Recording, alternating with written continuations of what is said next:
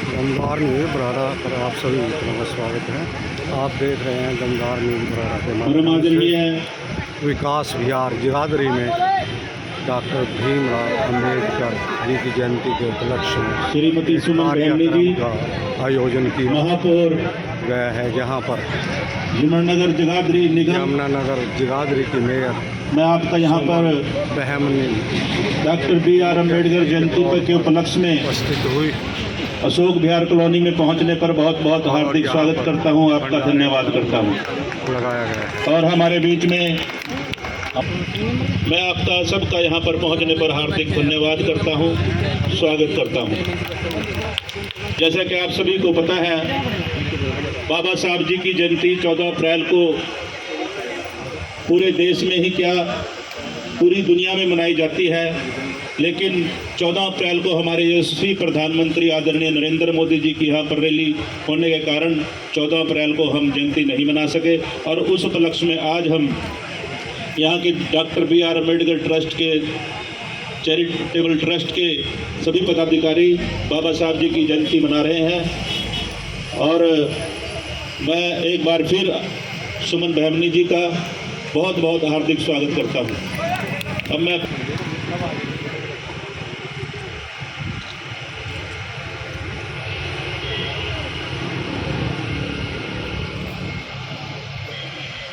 मैं प्रार्थना करूंगा अरविंदर और उनकी पूरी टीम से हमारे समाज सेवी तिलकराज दीवान जी का स्वागत करें, अभिनंदन करें।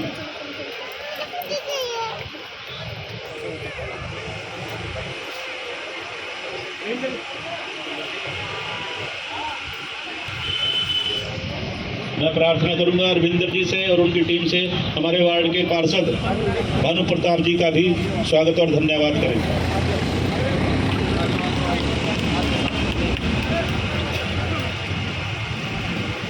जी से और उनकी टीम से हमारे बाहर से आए, अम्बाला से आए हैं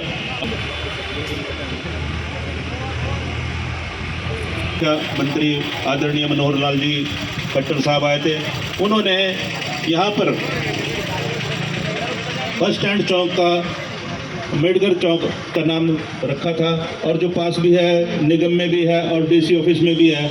मेरी आप सभी से पूरे जिले वासियों की ओर से, खासकर अशोक विहार कॉलोनी की ओर से प्रार्थना है कि हमारे चौक में डॉक्टर B.R. अम्बेडकर चौक में, जिसका हमने 2-3 बारी बोर्ड टूट गया है, लेकिन हमने अपने पास से लगवाया है कि इसमें मूर्ति लगवाने की, बाबा साहब जी का स्टैचू लगवाने की कृपा करें। आज के इस कार्यक्रम में हमारे मुख्य अतिथि यमुनानगर जगाधरी के महापौर श्रीमती सुमन बहमनी जी,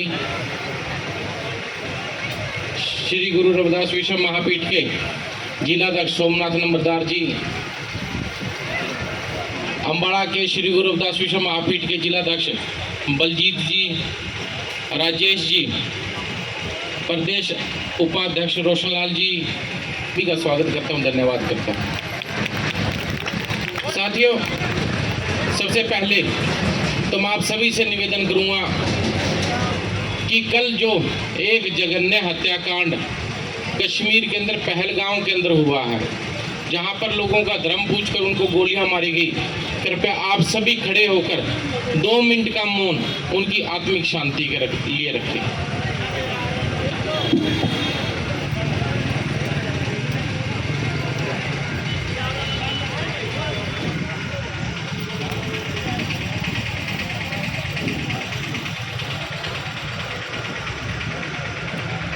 एक शब्द दिया था कि ऐसा चाहूं राज में मिले सबन को अन, छोट बड़े सब सम बसे रविदास रहे प्रसन्न।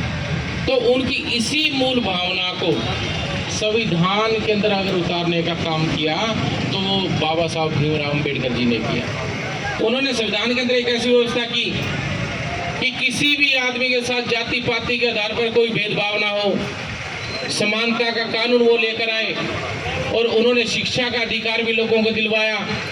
ऐसे उन्होंने हर तरह का वो काम करने का प्रयास किया जिसके अंदर इस समाज के अंदर जाति पाति का भेद जो है वो मिटाने का काम किया जा सके, ऊंच नीच की जो भावना उसको मिटाने का काम किया जा सके। और आप लोगों की जानकारी के लिए बता दूं कि आज के इस कार्यक्रम में ज़्यादातर महिलाएं बैठी हुई हैं, मातृशक्ति यहाँ पर बैठी हैं, कि सबसे पहले जो महिलाओं की समानता की बात की, उसको लेकर जो बाबा साहब ने अभियान चलाया आज़ादी से पहले, उसको लेकर बाबा साहब ने ये अभियान चलाया था।